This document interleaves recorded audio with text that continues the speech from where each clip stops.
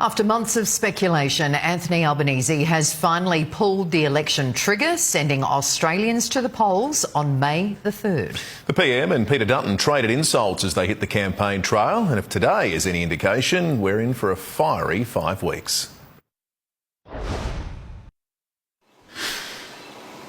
Hoping this is the dawn of a second term, the Prime Minister embarks on a drive of destiny. And there goes Anthony Albanese. The short trip to Yarralumla, a time-honoured tradition, a leader's quest to remain at the crest of power.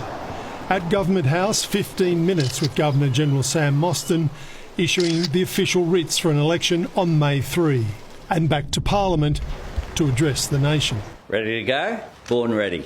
Facing the complexities of international uncertainty fuelled by wars over territory and tariffs, and aware of claims he lacks the strength of leadership, our government has chosen to face global challenges the Australian way. Decluttering those complexities into a simple proposition for voters. We want to keep building.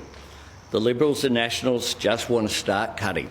As he speaks, the Parliament is officially dissolved with a bang. Having fired his own shots, dominating the morning news, robbing his opponent of attention, after Peter Dutton outlined his alternative cost of living plan in his budget reply last night, cutting fuel excise in half for a year, saving $14 a tank. This election is a choice about who can better manage our economy. A choice between the government's tax cuts and the coalition's cheaper petrol. The Prime Minister not so subtly suggesting his opponent is a Timu Trump. We do not need to copy from any other nation to make Australia even better and stronger. The sledge-a-thon is on by the Prime Minister because he doesn't have a good story to tell about his 3 years in government. Both campaigns starting off here in Brisbane, where several seats are in play, but the main battlegrounds are to the south, the outer urban commuter belts around Sydney and Melbourne, where the cost of living is exacting its heaviest price. The majors targeting 3 Green seats around Brisbane. We take nothing for granted. And neither do the independents, with a poll suggesting even more voters will choose crossbench candidates looking for a third way. An election fought over one central issue, the cost of living. This thing here, your Medicare card, they're all in your hands. We'll deliver cheaper energy to families and small businesses. Our plan will deliver a stronger economy with low inflation and affordable homes in safer communities. As the campaign begins, the 7 News election needle is leaning towards Anthony Albanese retaining the Prime Ministership. The leaders reciting their election slogans. And get our country back on track. Keep building Australia's future together. As they now face off for the right to lead. Mark Riley, 7 News. And the campaign begins in Brisbane. Mark Riley's there. The PM arrived there a short time ago.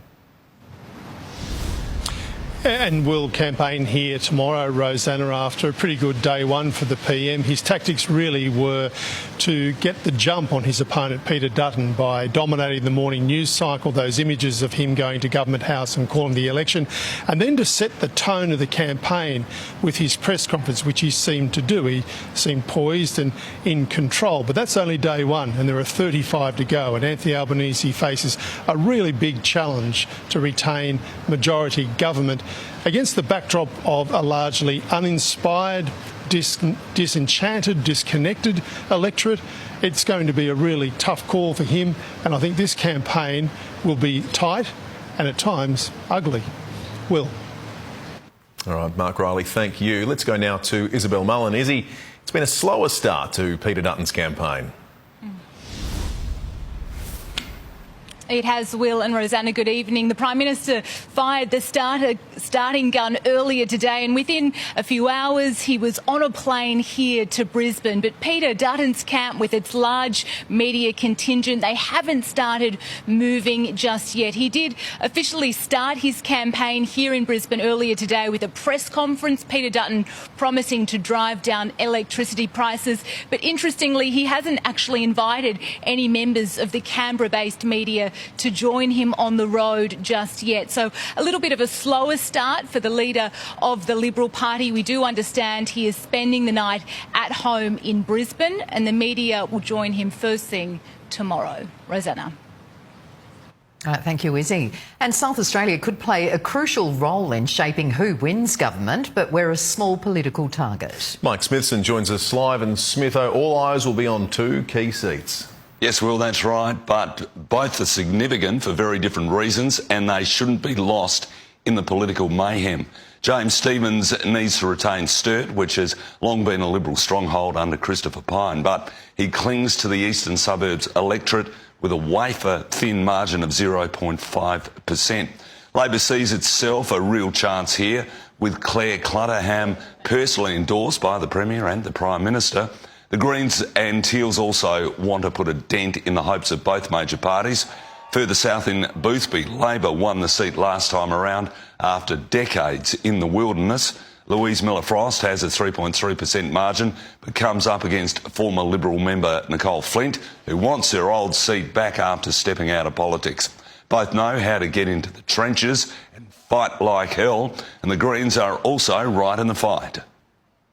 A strong voice for SA, a strong voice for the environment, and a strong voice for our local community. You know, this is not suddenly us discovering it at an election time. You know, Boothby is an important part of our country. It's an important part of South Australia. But don't expect regular visits from either federal leader during the campaign.